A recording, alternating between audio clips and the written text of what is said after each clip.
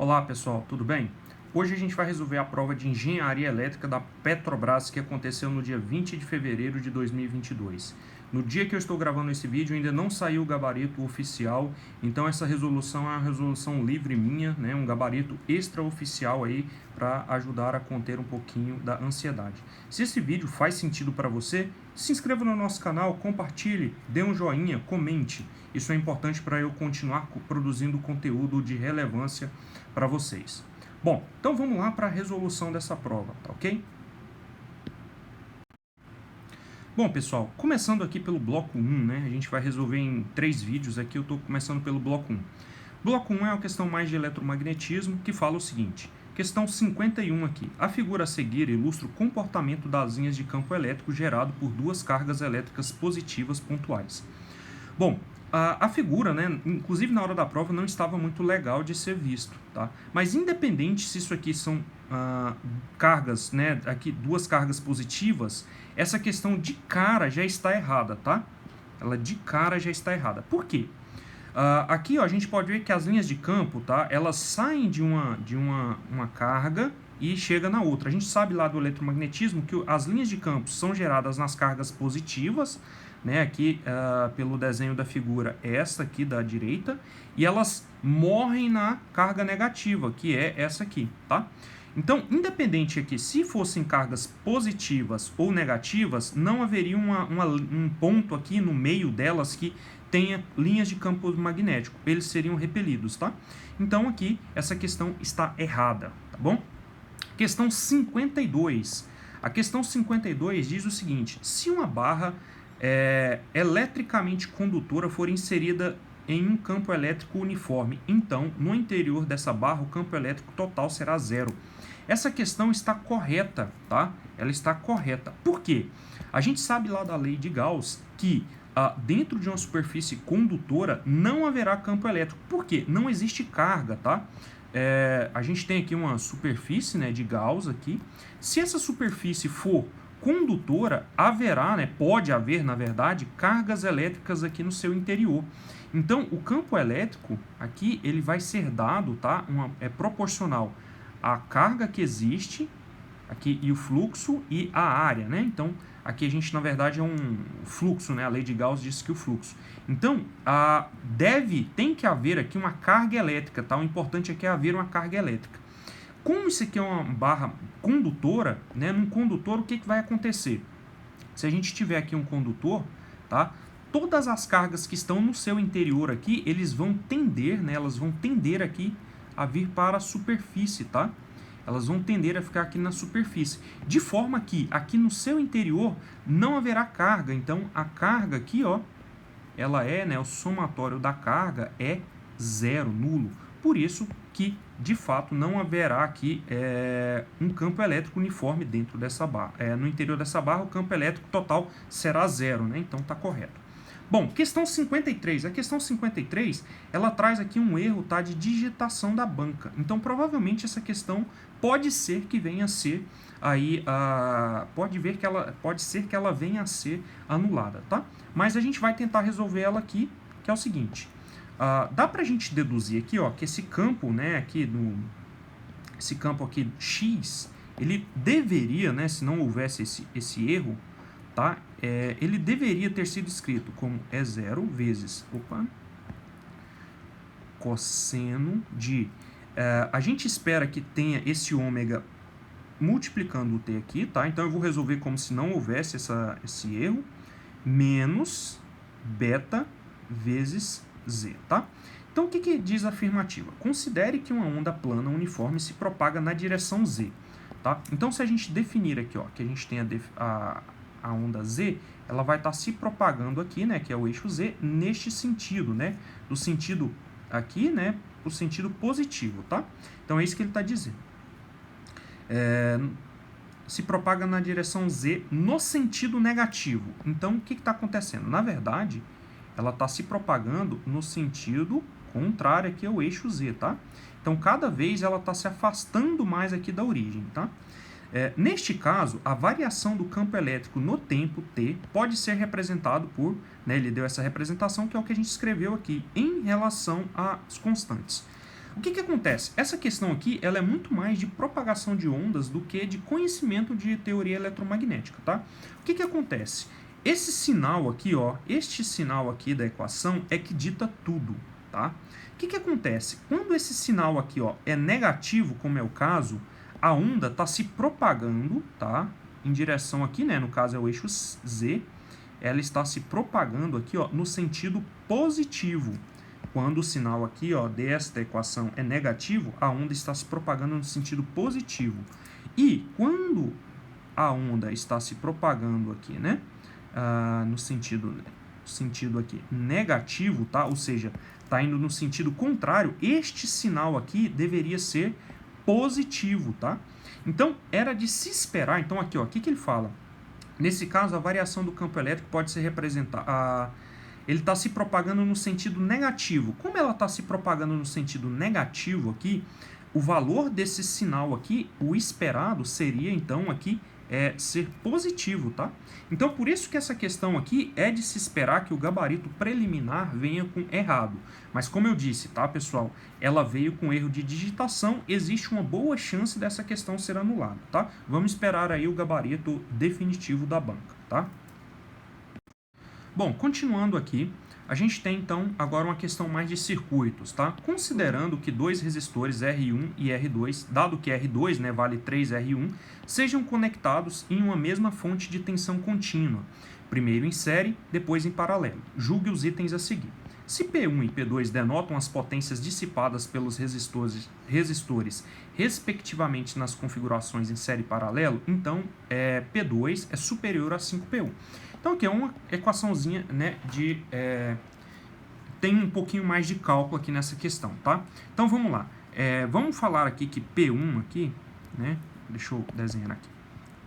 Então a gente tem que a primeira configuração é série, depois paralelo. Então a gente tem uma primeira configuração aqui, ó, que a gente tem R1 e aqui a gente tem R2. E eu já vou falar que R2 é igual a 3R1, tá? Para facilitar o nosso trabalho aqui, tá? Então o que é a potência? A gente sabe que aqui, ó, tá passando uma corrente I, né, sobre esses dois resistores. Então a potência P1, ela vai ser dada pela corrente ao quadrado vezes a soma das resistências, no caso R1 mais 3R1, tá? Então isso aqui vai ser I ao quadrado vezes 4 vezes R1, tá? Bom, a gente não conhece quem que é I, mas a gente pode calcular. I é o quê? É o valor da fonte V dividido pela soma das resistências, que é 4R1. Portanto, a potência P1 aqui vai ser igual a V sobre 4R1, tudo isso aqui ao quadrado, vezes 4R1. Portanto, né, a gente chega à conclusão aqui que aqui vai ter, né, no denominador 4R1 ao quadrado, no numerador 4R1, então eu posso simplificar como sendo V ao quadrado sobre 4R1.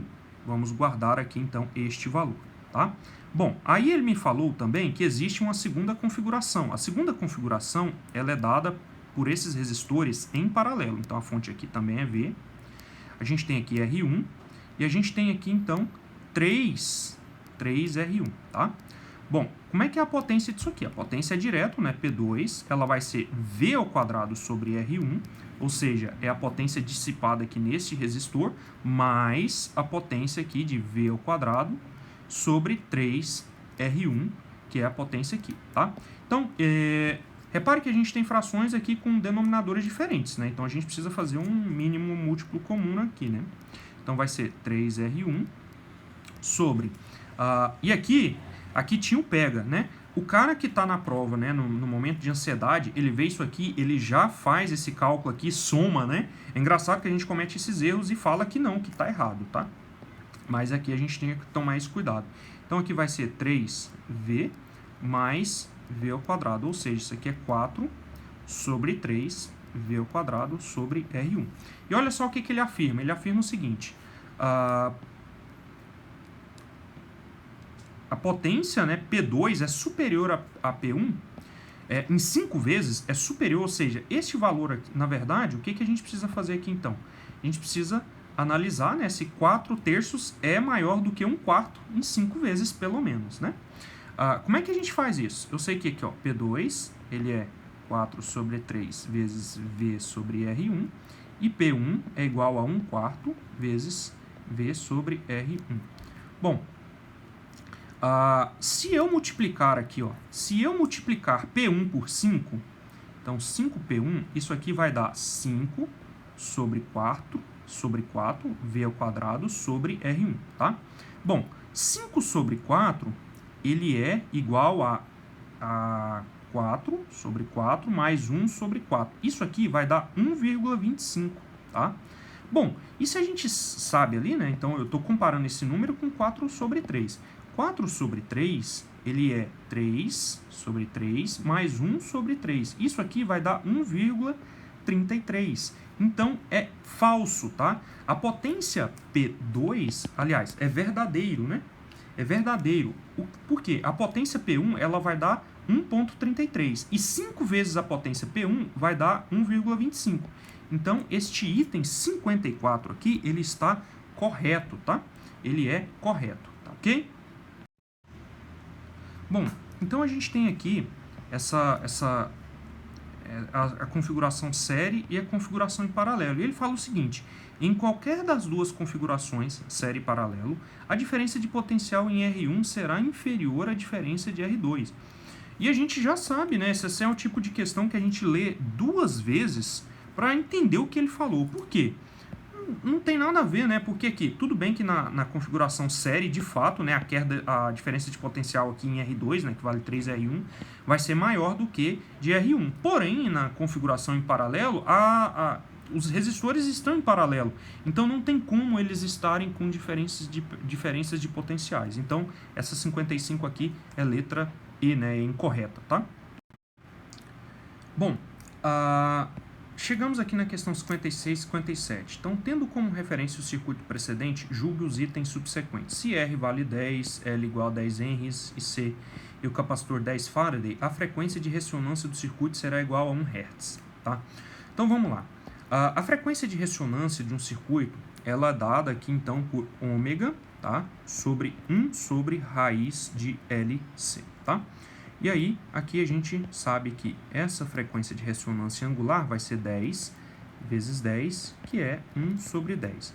Isso aqui daria 0,1 radianos por segundo, tá? Então, o que acontece? Daqui a gente já poderia ver que a questão ela não está correta. Por quê? Na verdade, o que a gente quer é a frequência temporal, não a frequência angular. Então, a gente teria que fazer, a gente sabe que o ômega é igual a 2 vezes π vezes f, tá? E isso aqui, a gente vai escrever como sendo 0,1 sobre 2 vezes π vezes f. Então, o f vai ser 0,1 sobre 2π Hz, né? Então, a gente já sabe aí de cara que a questão 56 está incorreta, tá? Questão 57 agora, tá? O que assim, na ressonância, né? Na ressonância, a corrente no circuito será máxima. O que é a ressonância? A gente sabe, né, escrevendo aqui em termos de impedância, a gente sabe que a impedância a reatância, na verdade, tá? A reatância indutiva, ela é dada por J ômega L, e a reatância capacitiva, ela é dada por 1 sobre J ômega C. Tá? O que é a ressonância? A ressonância é quando a gente tem aqui uma situação tal que J ômega L mais 1 sobre J ômega C, isso aqui vai dar 0, tá? Então, isso aqui é o que vai acontecer. Bom, mas aí o que acontece? A gente sabe aqui como é que a gente calcula essa corrente, né? A corrente ali do circuito, aqui, ela vai ser dada pela tensão, tá? Sobre a resistência, mais a reatância indutiva, J ômega L, mais 1 sobre a reatância, né, capacitiva, J ômega C, tá? Então, o que acontece? Na ressonância, então, repare o seguinte, este número aqui, ó, esse denominador, a gente pode calcular o módulo da corrente como sendo o módulo de R mais J ômega L mais 1 sobre J ômega C, tá bom? Qualquer valor aqui, ó, qualquer valor que não seja a ressonância, disso aqui, a impedância aqui, a corrente, né, ela vai se limitar a algo aqui, uma resistência, mais um outro valor, né, um valor A qualquer aqui, que é sempre positivo, tá? Isso aqui é sempre positivo, e R mais A sempre vai ser maior do que A. Por quê? A é sempre um valor positivo, tá? Aqui, então, a gente sempre vai ter aqui, sempre vamos ter um valor tal que, né, porque isso aqui é um número imaginário, tal que este denominador sempre vai ser R mais algum valor positivo. A única exceção é, obviamente, aqui quando a gente está em ressonância, que esse número complexo aqui, esse número imaginário, ele se torna zero. Então, sim, podemos dizer que a corrente máxima, né, ela ocorre sim na ressonância, ou seja, é a tensão sobre a resistência. Por isso, essa questão 57 aqui, ela está correta, tá? Chegamos aí questão 58, 59 e 60. Essa questão também, ela veio com um erro de impressão, tá? Não sei se a banca vai anular essa questão, não sei, porque é um erro que não levaria a, vamos dizer assim, não levaria a uma questão de impedimento de resolver a questão diferente daquela que a gente viu no início, tá? Mas vamos lá, então. Ele deu aqui esse circuito, tá? Ó, repare que aqui a gente tem um fio, né, ligando o nêutron. E aí ele diz o seguinte, se Z1 igual a Z2 igual a Z3, ou seja, a carga está equilibrada, é igual a 6 menos J8, a corrente na carga está atrasada em relação à aplicação. O que o candidato tinha que lembrar aqui?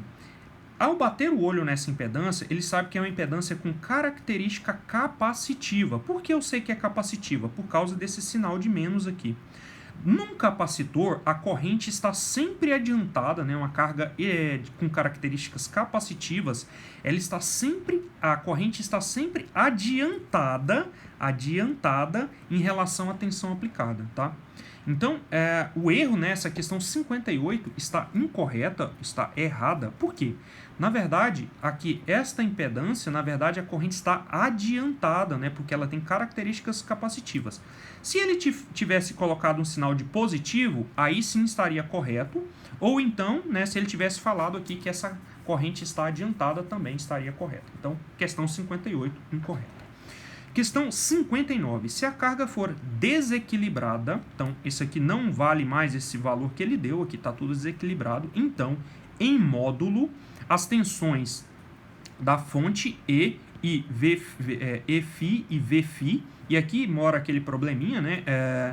Vocês podem reparar aqui, ó, que em Z2 e Z3 ele deu o VFi, porém em Z1 aqui, ó, ele deu o EFi, tá? Então essa questão aqui pode ser que eles anulem por isso, mas eu acho que não. Ele fala o seguinte, se a carga for desequilibrada, então em módulo as tensões EFi e VFi serão diferentes. Falso, tá? Falso. Por que falso? As tensões na carga em módulo, sim, seriam diferentes. Porém, comparando tensão na fonte, que é o EFi, com tensão na carga, que é o VFi, elas são de igual módulo, tá? Elas são de igual módulo. Por quê? Por que isso é possível? Por causa justamente desse nêutron aqui, tá? Então, assim, é tão óbvio que você observa aqui, ó, que você está ligado aqui em paralelo, tá? Existe um fio ligando o ponto A ao A minúsculo, o ponto N maiúsculo ao N minúsculo. Então, assim, é direto saber que isso aqui, né, tá incorreto aí, tá errado, tá? Essa questão 59. Mas como eu falei, talvez por esse erro aqui de digitação, né? Geralmente erro de digitação é mais comum do pessoal aí anular, cancelar, enfim, tá? Mas gabarito aí extraoficial, errado. Bom, questão 60. A relação entre as correntes IL e IFL é dada por raiz de 3. Então a gente precisa identificar essas correntes. Aonde estão essas correntes no circuito? Tá aqui e está aqui, né? Isso aqui seria verdade se a nossa carga estivesse ligada em delta, mas ela está ligada em estrela. Aqui é óbvio, né? Óbvio que IL é igual a IFL, tá? Então não existe essa relação de raiz de 3 aqui, porque a carga não está em delta, tá? Bom, então aqui mais uma questão 60 também está errada, tá? Chegamos aqui então à questão de número 61, 62 e 63, tá? Vamos lá. Um transformador ideal tem relação de espiras de 35.000 por 175 e o secundário alimenta uma carga de 200 ohms em 110 volts, 60 Hz. A respeito dessa situação, julgue o item a seguir. Na situação em tela, a tensão do primário do transformador é igual a 22 kV. Ou seja, a gente sabe que a tensão do transformador ela é dada por V1 sobre N1, né, a tensão do primário sobre o enrolamento do primário, é igual a tensão V2 sobre N2 aqui, enrolamentos do secundário, tá? Ele deu essa relação de espiras aqui, que é N1 sobre N2. Então, a gente sabe que a tensão do primário, ela vai ser aqui 35.000 sobre 175 vezes 110, né? Então, vezes 110 volts. Na hora da prova, como a gente não tem calculadora, eu vou tentar fazer aqui como é que eu fiz na hora da prova também, tá? Eu sei que 35 pode ser escrito como 35 vezes 10, tá? E 175, ele é um múltiplo aí de 35, tá?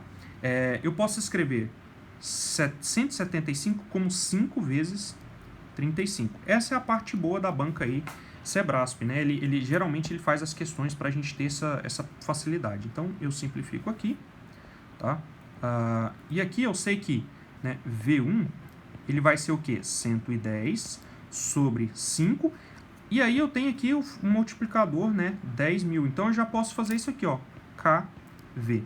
Então, V1, né, se você dividir aqui 110 por 5, a gente já vai chegar no valor aí de 22 kV. Então, 22 kV. Essa questão 61, então, ela está correta, tá? Bom, vamos continuar aqui. A impedância de entrada do primário do transformador na situação apresentada é inferior a 1,5 MΩ. Essa questão ficou um pouco confusa, tá? Na verdade, assim, a impedância vista pelos terminais primários do transformador, será que foi isso que ele quis dizer? Eu fiz resolvendo dessa forma. Porque a gente tem aqui, então, né? A gente teria aqui, por exemplo, a gente tem aqui o transformador, tá? E a gente tem aqui, então, aqui é 35.000, 175, e a gente tem uma carga aqui, ó, de 200 ohms, tá? Bom, como é que a gente faz a reflexão, né? Eu entendi aqui que ele quer que a gente faça a reflexão dessa impedância vista aqui por esses terminais, tá? É isso que a gente tem que fazer, que eu entendi dessa 62. Então, a gente sabe que a impedância aqui, ó, do primário, né? Ela vista pelo primário, ela vai ser dada pela impedância do secundário vezes a relação de transformação desse...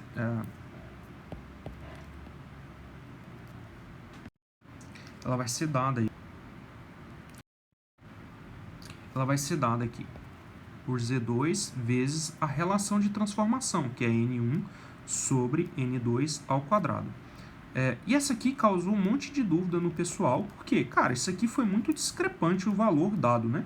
Então, vai ser 35.000 sobre 175 elevado ao quadrado. E o Z2 aqui a gente sabe que já é 200 também, né? Então, aqui é 200. Bom, Z1, então, vai ser 200 vezes 200, né, ao quadrado. Isso aqui vai dar Z1 igual a 8 MΩ, tá? Então, ele afirma o quê? A impedância de entrada do primário do transformador na situação apresentada é inferior a 1,5. Então, de jeito nenhum, né? Ela é 8 MΩ aqui. Então, essa 62 está incorreta, está errada. Questão aqui, então, a 63. A potência dissipada na carga do transformador é superior a 500 watts.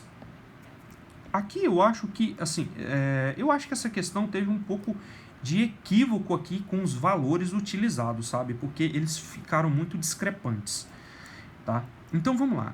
O que é a potência, né? A potência dissipada aí na carga, ela é dada pela tensão, né? Como aqui o transformador ele é ideal, eu posso falar que a tensão aqui na carga A potência dissipada é nada mais é do que a tensão do secundário ao quadrado sobre a impedância, que é 200 ohms. Então, essa potência vai ser 110 ao quadrado dividido por 200. Isso aqui vai dar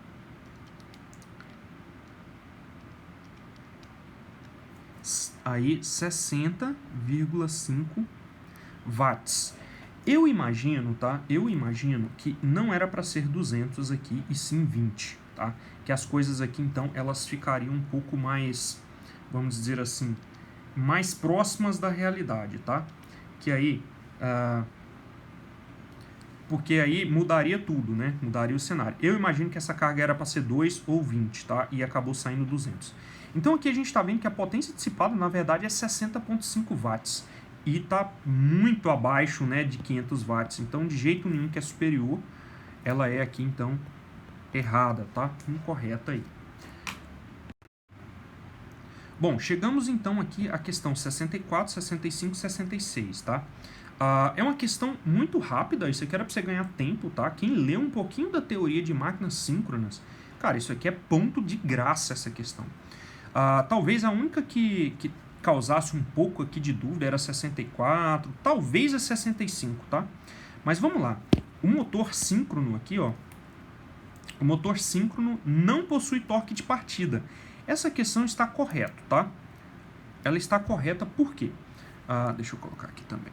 Bom, ela está correta pelo fato de que, de fato, o motor síncrono, tá? Não estou falando de gerador. Motor síncrono só consegue desenvolver torque quando ele está já na velocidade síncrona. Então, ali no momento da partida, até ele ir acelerando e chegar na velocidade síncrona, de fato, ele não tem torque, tá? Rodolfo, então como é que funciona aí o motor síncrono? O motor síncrono, né? O motor síncrono, para ele funcionar, você pode ter duas formas de trabalhar com ele. Primeira, ou você faz a partida, né, usa o motor de partida, então você conecta um motor ali auxiliar no eixo dele para dar partida, ou você curto-circuita os enrolamentos do rotor. Então você curto-circuitando os enrolamentos do rotor, ele vai funcionar por determinado momento como se fosse uma máquina de indução. Tá? Então, na partida, que geralmente é o que é feito, você curto-circuita, depois que ele pegou a velocidade síncrona ou está próximo dessa velocidade síncrona, você tira, né, esse curto-circuito e alimenta ali com corrente contínua. Tá? Então, 64, correto. 65. O motor síncrono não possui enrolamento do motor. Isso aqui também está errado, né?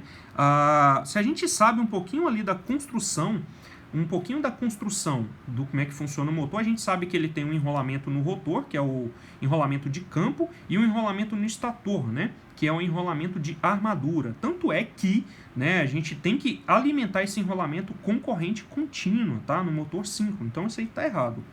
E a 6 é assim, é a questão que todo mundo, acho que a primeira coisa que aprende em máquinas síncronas é que ele pode ser usado para corrigir o fator de potência, né? É o chamado condensador síncrono. Então ele está correto. O que seria isso? É um motor, tá, que você coloca lá na fábrica, ajusta o campo, a corrente de campo, para que ele absorva ou forneça reativo para a rede. E isso faz com que o fator de potência seja corrigido, tá? Então sim, a gabarito aí da 66 está correto, tá? Pessoal, chegamos aqui então à questão 67, 68, 69 e 70, tá? Bom, então vamos lá resolver essa questão aqui. Ele deu aqui os dados, né? Em uma indústria com rede de alimentação elétrica trifásica, constatou-se avaria de um motor M1 que tem as seguintes características: 10 CVs, né? 220/380, 6 cabos de ligação acessível, ou seja, eu entendi que 6 cabos queriam dizer 6 terminais acessíveis, né? Então, você poderia ligá-lo tanto em delta quanto em estrela, tá? Mas não é o que está escrito, mas foi como eu li na hora da prova. Fator de serviço igual a 1, 4 polos, 1746 RPM, rendimento de 0,8 e fator de potência de 0,7. A equipe de manutenção substituiu o motor danificado por um motor M2 de indução da mesma marca e potência, cujas características são. Então, esse motor aqui tem alimentação de 220, 380, 400 e 760 volts. e tem 12 terminais acessíveis. Fator de serviço de 1,15, 4 polos, também 1.746 RPM, rendimento de 0,7, fator de potência de 0,8. E aqui, essa questão 67, ela é um pouco traiçoeira, tá? Ela, assim, depois que eu fiz a questão, eu analisei que, assim, a depender de como você lê, ela admite duas respostas, mas eu vou fazer a forma que eu considero aqui mais correta, tá? Que eu considero, tá, pessoal? Não quer dizer que no gabarito oficial será assim, mas vamos lá. Tendo como referência essas informações, julgue os itens seguintes. Quando em operação nominal, os motores M1 e M2 solicitavam iguais valores de potência de entrada. O que é potência de entrada? É a potência elétrica. E aqui é que mora o problema, tá?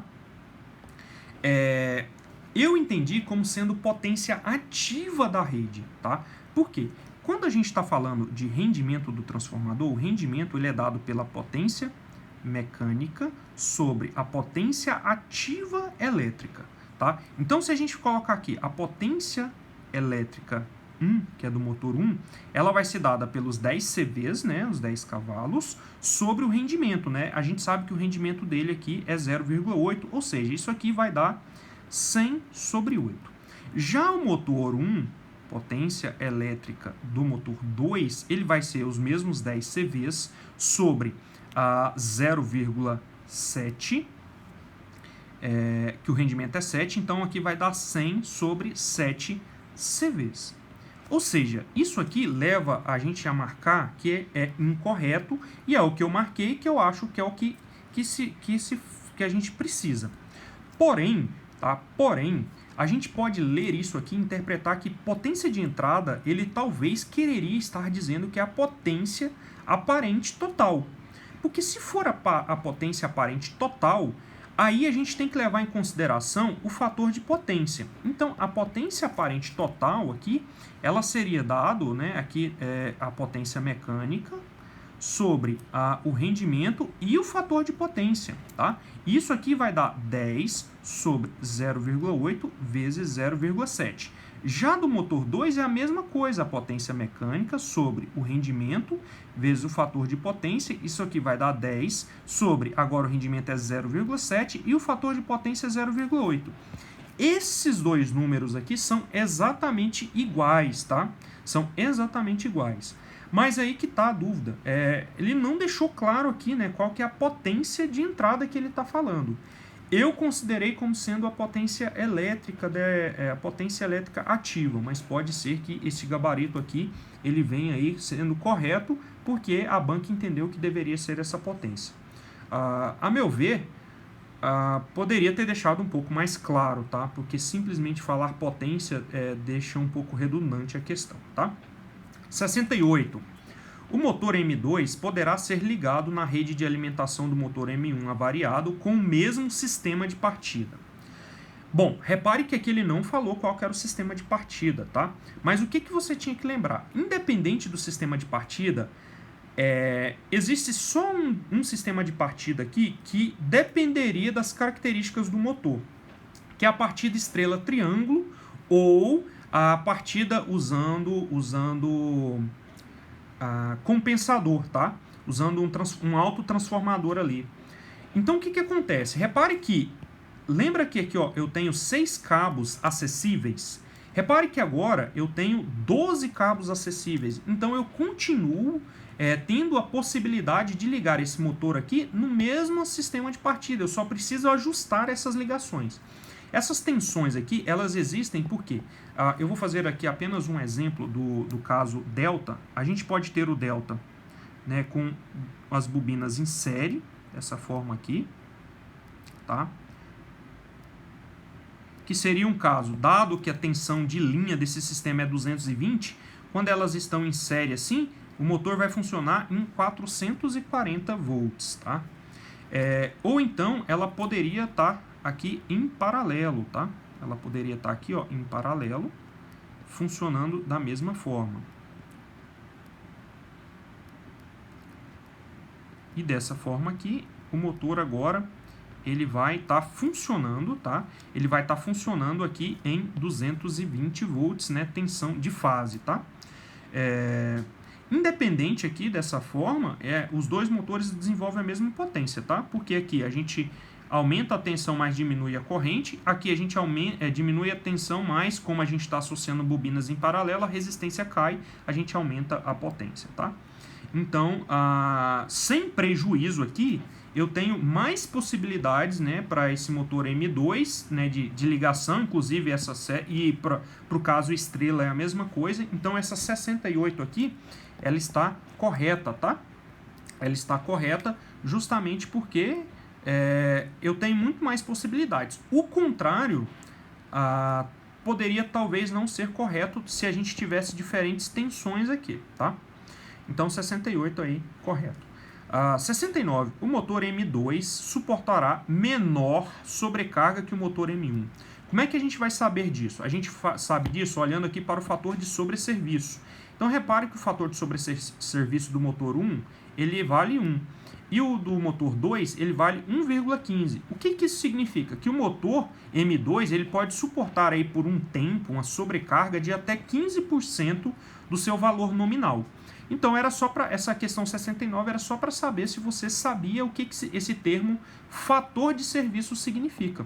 Então, tá incorreto, né? Aqui tá incorreto porque, na verdade, o motor M2 suportará maior sobrecarga que o motor M1, tá? Então, 69 aqui tá errada, incorreta. 70. A plena carga, a frequência das correntes induzidas no rotor M2 será inferior a 2 Hz. Então, o que acontece? A gente sabe que o motor, quando ele está girando, né, ele tem um escorregamento. Como é que a gente calcula esse escorregamento? O escorregamento ele vai ser dado, né, a velocidade síncrona primeiro, né, vamos calcular aqui então a velocidade síncrona. Então, a velocidade síncrona ela é dada por 120 vezes a frequência da rede dividido pelo número de polos.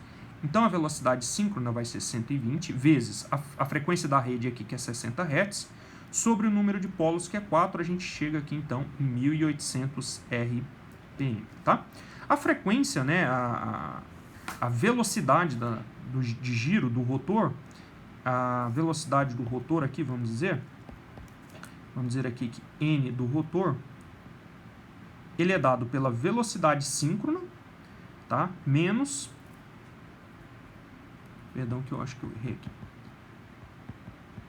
A diferença, na verdade, que eu quero calcular aqui é a diferença, né? Na verdade, eu vou colocar como escorregamento. Ele é a velocidade síncrona menos a velocidade do rotor, tá? Velocidade do rotor sobre a velocidade síncrona aqui. Então, a gente sabe que essa velocidade aqui é 1.800, aqui é 1.746 sobre 1.800. Então, esse escorregamento aqui, ele vai ser dado aqui por 54 RPM, tá? Que a gente não vai precisar dividir por 1.800 não, porque a gente quer calcular, na verdade, as correntes aqui induzidas, tá? Então, na verdade, aqui não é isso. Então, o que me interessa? Esse valor aqui de 54 RPM, tá? Bom, o que acontece? O motor está lá girando, né? E ele está percebendo essa mudança aqui de 54 RPMs por minuto, tá? Vou colocar aqui em cima, deixa eu apagar aqui para não precisar criar uma nova página. A gente pode usar aqui, existem algumas formas de a gente resolver isso aqui, tá? Mas o que eu vou fazer? Eu vou usar essa mesma equação aqui. Por quê? Eu quero calcular uma frequência F aqui, ó, que tem induzida no rotor, tá? O que acontece? A gente sabe que a velocidade de rotação é 54 RPM, tá? Que rotação é essa? É uma rotação das correntes ali no estator. O estator está curto-circuitado e existe uma tensão sendo induzida nele, tá? Então, o que acontece? Deixa eu até tentar desenhar aqui. A gente tem aqui um rotor, né, curto-circuitado. Vamos supor que esse aqui seria um circuito equivalente. E aqui vai estar passando uma corrente, tá, dentro do rotor. Esse aqui é o rotor do motor, tá? Então, o que acontece? Vai estar passando correntes aqui, tá? Nesse rotor. E qual que é a frequência dessa corrente? Então, é isso que a gente está calculando, quer calcular aqui. Como é que a gente calcula isso? A gente sabe qual que é a diferença, né? Qual que é ali a variação de velocidade, né? Que a gente está vendo no rotor, que ela é dada pela velocidade síncrona menos a velocidade de fato do rotor, essa velocidade relativa, né? Que a gente acabou calculando aqui, que é de 54 RPMs. E aí, como é que a gente calcula essa velocidade agora no rotor? Ela também é dada por 120 vezes a frequência do rotor ali, né, das correntes, dividido pelo número de polos. Então, a frequência aqui do rotor, ela vai ser 4 vezes 54 sobre 120. Isso aqui vai dar 4 sobre 120 é 1 sobre 30. Então, isso aqui vai dar 54 sobre 30. Ou seja, essa frequência aqui das correntes induzidas é menor do que 2 Hz. Por quê? Para ser igual a 2 Hz, tinha que ser 54. Na verdade, esse valor aí, ele é de 1.8, né? Isso aqui, né? Então, a frequência no rotor, resolvendo o cálculo, né? É 1,8 Hz. Então, essa 70 aqui está errada, tá ok? Bom, pessoal, foi aí, a gente resolveu mais 4 questões, vamos continuar aqui. A gente tem uma questão aqui, talvez uma das mais simples aí da prova, né, que é uma questão aí de máquinas síncronas, tá? Que ela faz a seguinte afirmação. Considerando a figura precedente, julgue o item subsequente a respeito de máquinas de corrente contínua, que são classificadas de acordo com o tipo de excitação do campo utilizado.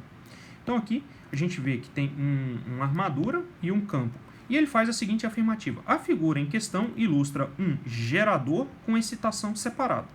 Só de olhar aqui, que a gente vê, né, que está com certeza aqui essa separação, a gente já vê que de fato é separado. Mas como saber que isso aqui é um gerador? Talvez foi a informação sutil dessa questão, que é, a gente vê que aqui nos terminais da armadura está escrito saída, tá? Então, como está escrito saída, a gente está entendendo que a potência está saindo aqui pela armadura, por isso que ele é um gerador. Se tivesse entrando e a saída fosse aqui no eixo, a gente consideraria um motor, tá? Então, assim, seria até difícil, né, se ele tivesse deixado escrito aqui entrada, talvez essa questão aqui se tornaria mais difícil, né? Então, a gente vê que, de fato, aqui tem essa excitação separado e que, como está escrito saída, eu entendo que é um gerador, o que torna essa questão aí 71 como correta, ok? Então, vamos avançando aqui, questão 72, 73, 74 e 75, tá? É uma questão aí de sistemas elétricos de potência, basicamente PU. É uma questão até simples de ser resolvida, né? Eu esperava uma questão um pouco mais complexa aí, mas vamos lá. A partir da figura precedente, né, que é essa figura aqui, que ilustra um pequeno sistema elétrico de potência, julgue os itens a seguir, considerando a tensão base igual a 23 kV na barra 1. Então, aqui nessa barra 1 ele fala que a tensão é de 23 kV e a potência base igual a 25 MVA. E ele foi bonzinho aqui, né? Ele já deu tudo, né? Todos os sistemas, apesar de a gente não precisar calculá-los, mas aqui ele já deu tudo na mesma base. Então, a gente nem precisaria perder tempo com isso. Então, se nessa barra 1 a tensão de base é 23 kV, esse transformador tem uma relação de transformação de 23 kV para 230 kV, ou seja, né, o que eu estou falando aqui? Se nessa barra, né, a gente considerar 23 kV, nessa barra 2 eu tenho que considerar 230 kV, né, mudar aí a potência base, tá? Por causa do transformador. Então ele faz essa afirmação. A tensão base no barramento 2, que é esse aqui na saída do transformador, né, é um transformador elevador, é igual a 230. Então, sim, isso aí está correto, tá? Essa questão aqui está correta. Considerando aqui a impedância base no barramento 1 é superior a 22 ohms. Então, como é que a gente faz? A gente sabe que a potência, né, num sistema, numa impedância, né, ela é dada pela tensão ao quadrado sobre a impedância. E aí o que acontece? A gente só escreve base nesse sistema. Então, S base vai ser igual a potência, a tensão base sobre a impedância base, que é o que a gente procura. Lembrando que, assim como a tensão, obviamente, né, porque a impedância base aqui, ela depende da tensão, a tensão vai mudar também, tá? a impedância base vai mudar também de acordo no barramento que estamos.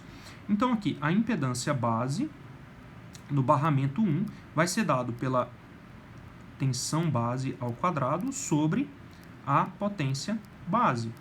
Então, Z base vai ser dado. Eu quero analisar no barramento 1. Então, qual que é a tensão que eu tenho que usar? 23 kV. Então, aqui é 23 kV ao quadrado dividido pela potência base, que é 25 MVA. Isso aqui vai dar 23 ao quadrado. O kV elevado ao quadrado vai dar MV, tá? Então, ele vai dar MV e a gente já vai simplificar com MV aqui de baixo. Então, o que eu vou fazer? É 25 ao quadrado sobre 25 ohms, tá? Que aí vai dar V sobre A, que é o que a gente precisa. Bom, agora não tem muito o que fazer, tá? Na hora da prova, você escolheria como é que você faz. Como é que foi mais fácil para mim? Eu dividi 23 por 25 e multipliquei por 23, tá? Tem gente que faz essa multiplicação primeiro e divide por 25.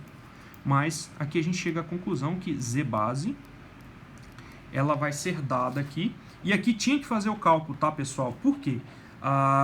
23 sobre 25 é quase 1, mas não é bem 1. Então, como é que a gente faria isso assim rápido, né? Não tem muito o que fazer. E aí, a gente chega à conclusão, né, calculando aqui, tá? Que o número exato é 21,116 ohms, tá? Então, assim, a gente tinha que calcular. Por quê? Ele afirma que a impedância base no barramento é superior a 22. E a gente sabe que não, ela não é superior, ela é 21,16, o que torna aqui, então, esse número 73 errado, tá? Bom, continuando, né? A tensão base no barramento 3, que é esse barramento aqui no fim da linha, é igual à tensão base no barramento 2. Se a gente reparar aqui na linha de transmissão, não existe nenhum transformador. Logo, não há mudança de tensão base. Então, sim, aqui na linha 3, tá? Aqui a tensão de base, ela é também 230 kV. Lembrando que a gente só tem mudança de tensão de base, né, quando há transformadores, tá? Então, esse item 74 aqui está correto, tá? Questão 75. Essa questão 75 também saiu com um pequeno erro de impressão, tá? Não acho que seja suficiente para a banca anular essa questão, porque isso meio que não te impedia de fazê-la, tá? Assim, mas talvez assim, vai depender, porque por causa desse sinal aqui, ó, por causa deste sinal, a questão se torna, de fato, ela se torna incorreta, tá? Mas o valor em si, ela é correto. Então, assim, pode ser que a banca anule? Pode ser, porque isso aqui causa confusão no candidato. Então, vamos lá, como é que a gente faz? Ele pergunta, né, qual que é a reatância, a reatância da linha em PU é inferior a J 0,3. Então, ele afirma o seguinte, em PU, e aqui ele dá o ohms. Isso aqui que é o problema da questão. Então, vamos lá. O que a gente precisa fazer? A gente precisa, né, aqui ele já deu, né, qual que é a impedância aqui em ohms da linha, que é 60 ohms, ou seja, isso aqui, se a gente analisar isso aqui, a questão estaria incorreta já, né, mas não era bem isso que ele queria. O que ele queria? A impedância em PU, tá, em PU, ela é dada pela impedância em ohms sobre a impedância de base nessa linha, tá? Então, o que a gente precisa fazer? A gente precisa calcular essa impedância de base aqui nessa linha. Lembrando que aqui a tensão é 230 kV. Então, o que acontece? Lembra que a gente calculou aqui, ó, essa parte? Então, a gente não precisa fazer isso de novo, porque a gente já fez esse cálculo. Então, vamos fazer aqui uma observação. A Z base, nesse caso, ele vai ser o quê? 230 kV e a potência sempre é a mesma. Então, sobre 25 MVA. Ou seja, isso aqui vai dar 230 é 23 vezes 10, certo? Então, o que vai dar isso aqui? Vai dar 23 ao quadrado vezes 10 ao quadrado sobre 25 ohms. 23 ao quadrado sobre 25 a gente já calculou, que é 21,16. Então, a impedância base aqui, ó, ela vai ser 21,16 vezes 10 ao quadrado, que é 100, ou seja, a impedância base é 2.116 ohms, tá? E aí a gente vem cá e faz essa análise, né? A gente quer a impedância em PU, Z e ohms aqui é 60 sobre 2160. Se a gente calcular isso aqui vai dar aproximadamente 0,028, tá? Deixa eu fazer aqui. Isso mesmo, 0,283 PU, tá? Porque não tem unidade, a gente sabe que PU não tem unidade, tá?